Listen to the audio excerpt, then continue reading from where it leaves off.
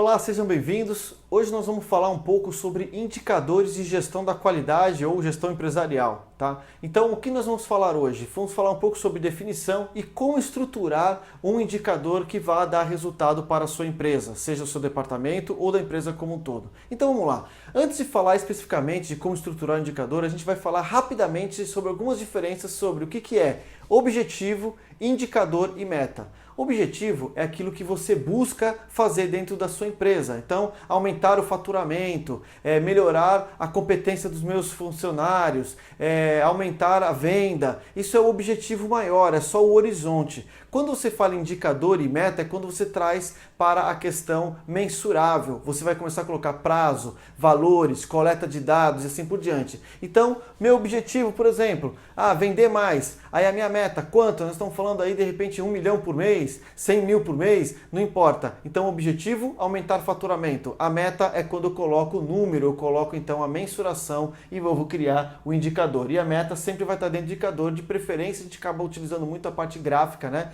Gestão de gráficos, para que seja visualmente melhor a questão comparativa.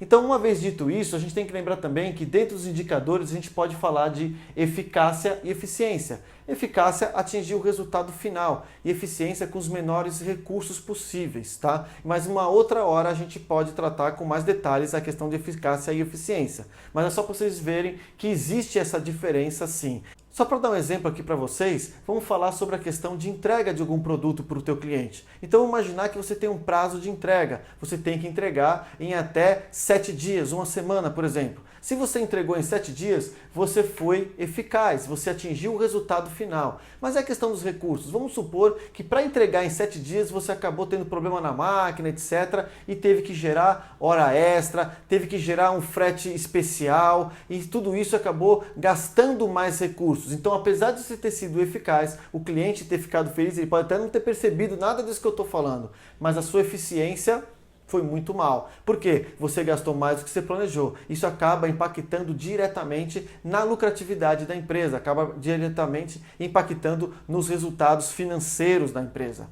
Tudo bem? Então agora vamos falar de como estruturar um indicador de forma efetiva que vai dar resultado. O que a gente gosta de utilizar é essa ferramenta que chama SMART. Por que SMART? Porque, na verdade, ela é em inglês. Depois, se vocês quiserem saber qual que é o significado de cada letra em inglês, vocês podem procurar aí no Google, vocês vão ver que vocês vão achar muito rápido, é bem fácil. Mas eu já estou trabalhando aqui a parte específica para que o vídeo não fique longo. Então, em português, o que é? SMART, tem que ser específico. O que eu estou medindo, o que eu estou buscando, o local que eu vou fazer, como é que vai ser essa parte do indicador que eu estou criando. Tem que ser o quê? Mensurável. Imagine o seguinte, todos os indicadores que você for gerar tem que ter uma base de coleta de dados. Então você tem que planejar na hora que estiver criando o indicador, como é que você vai coletar esse dado para poder fazer análise, criar o gráfico, por exemplo, se for um gráfico como a gente sempre recomenda, para fazer esse indicador de desempenho, tudo bem? Então, mensurável, planeje como é que vai ser a coleta de dados. Vocês vão perceber que muitas vezes, quando vocês estão criando indicador, muitas vezes você não tem nem a parte de coleta de dados. Você vai ter que desenvolver dentro do processo uma forma de gerar esses dados para medir o que você precisa. Isso acontece muito em consultoria, porque quando você vai criar os indicadores, você percebe que você não tem histórico, porque a empresa nunca se preocupou em coletar os dados de forma organizada, de forma efetiva, tudo bem? Depois tem que ser o quê? Alcançável, ou seja, tem que ser metas, indicadores com metas que sejam factíveis, que você possa alcançar um resultado, que a empresa, o departamento possa alcançar o resultado. Ou seja, tem que ser desafiador, mas não pode ser um sonho. Por que isso? Quando você coloca algo muito acima daquilo que é razoável de se atingir, ao invés de você criar um fator de motivação, você cria um fator de desmotivação. Por quê? Uma vez que você fala assim, olha, eu estou aqui e a minha meta está muito longe, você vê que é praticamente impossível, ou se não impossível realmente de executar dentro das condições que a empresa oferece, por exemplo, ou que o mercado oferece. Então, a pessoa, ao invés de se motivar, ela vai se desmotivar. Diferente de quando você coloca uma meta que é perto, desafiadora, acima daquilo que você está definindo, mas é possível de alcançar. Então a pessoa vai criar aquele esforço para vencer aquela barreira, para vencer aquela meta, para ganhar aquele desafio que você está propondo para ela. Tudo bem? Então isso é uma forma de você avaliar. Procure verificar. Ah, mas Luciano, eu não sei como definir a meta, porque eu nunca medi, como você falou, não tenho os dados. Então crie um indicador, não defina a meta e deixe ele correr aí por uns 2, 3 meses para você verificar como é que a empresa se comporta. E aí com esses dados comparativos você pode então estabelecer uma meta realista dentro do seu negócio. Tudo bem? Essa é uma dica bacana que funciona bem.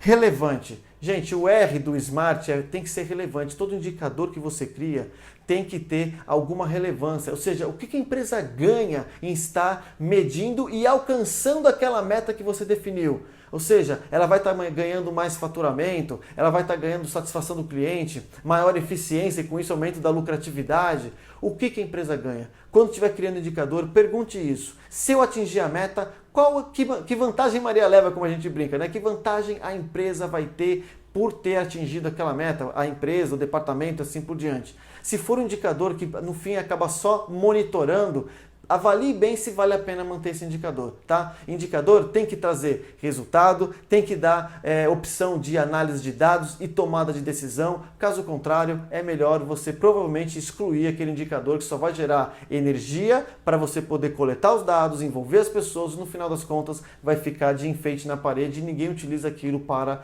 algo construtivo dentro da empresa, tá bom? E por último, o prazo.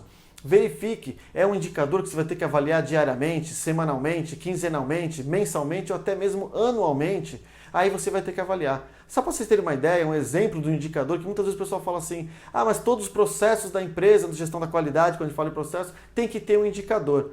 Tá, e o processo de gestão da qualidade tem indicador? Eu coloco também indicador de gestão da qualidade para o gestor da qualidade, por exemplo. Além de monitorar ação corretiva, preventiva, que muitas vezes a gente coloca alguma coisa nesse sentido, eu sempre faço o quê? Durante o período de 1 ano, ou seja, 12 meses, ele tem que fazer uma revisão e uma revalidação ou uma alteração, um ajuste em 100% dos processos. Por exemplo, imagina que a empresa tem 24 processos mapeados que estão dentro do sistema de gestão da qualidade. Uma vez feito isso, você tem 12 meses, pelo menos 2 processos por mês, ele tem que fazer a revisão e a revalidação ou os ajustes necessários naquele processo. E com isso você sabe que todo ano os processos são ressuscitados, vamos dizer assim, né? Eles são sempre alinhados com o que está acontecendo na prática, com os ajustes de tecnologia, com as mudanças que estão tendo que ser executadas, com as melhorias que o processo está trabalhando e muitas vezes é feito na prática e acaba que o processo não é atualizado na mesma velocidade e você acaba tendo um sistema muito vivo e sempre com grandes melhorias no processo. Bom, pessoal, essa é a dica que eu queria deixar para vocês hoje. Eu queria deixar também um convite para vocês participarem do nosso workshop que a gente realiza da ISO 9001, da qualidade, em algumas datas específicas do ano. Então, se cadastre aqui no nosso site, tem um link em algum lugar que a gente vai avisar você quando esse workshop acontece. E dali você vai saber como sair do zero na gestão da qualidade desde 2000 e se tornar até um especialista para ajudar a sua empresa ou até mesmo virar um profissional da área, ok? Também dá uma curtida para a gente saber se nós estamos no caminho certo e dúvidas que a gente sempre vai responder. Um grande abraço e até o próximo vídeo.